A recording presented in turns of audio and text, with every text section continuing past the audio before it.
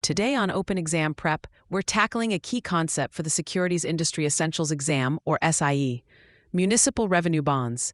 Unlike general obligation bonds that are backed by the full faith and credit and taxing power of a municipality, revenue bonds are a different animal entirely. They are self-supporting, financed by the revenues from a specific project or facility. Think about things like toll roads, airports, public power systems, or water and sewer facilities. If you use the service, you pay a fee, and that fee is what pays back the bondholders. So if there's no taxing power as a backstop, how does an investor get comfortable lending money for, let's say, a brand new bridge that doesn't exist yet? This is where a critical document comes into play, the feasibility study. Before the bonds are even issued, the municipality will hire an independent consulting or engineering firm to study the project. This study will forecast traffic patterns, estimate the revenue the tolls will generate, and project the costs of operating and maintaining the bridge. Essentially, it answers the big question: is this project economically viable? On the SIE exam, you need to know that the feasibility study is the primary tool investors use to assess the credit risk of a new revenue bond project. Well-researched study is essential for the bond to be successfully sold to the public.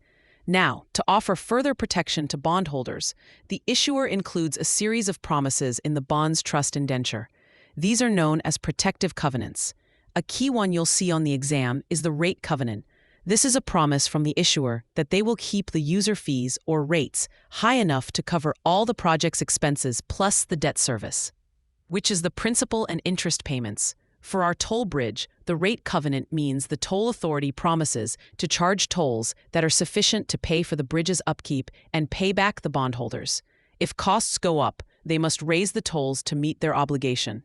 This ensures the project remains self-sufficient.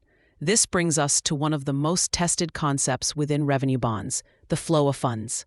This dictates the priority in which the revenues generated by the project are spent.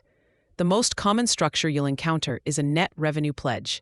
It's a logical sequence. First, money is deposited into the operations and maintenance fund. You have to keep the lights on and the bridge in good repair before you can do anything else.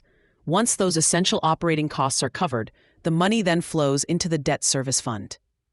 This is where the money is set aside to make the semi-annual interest and principal payments to the bondholders.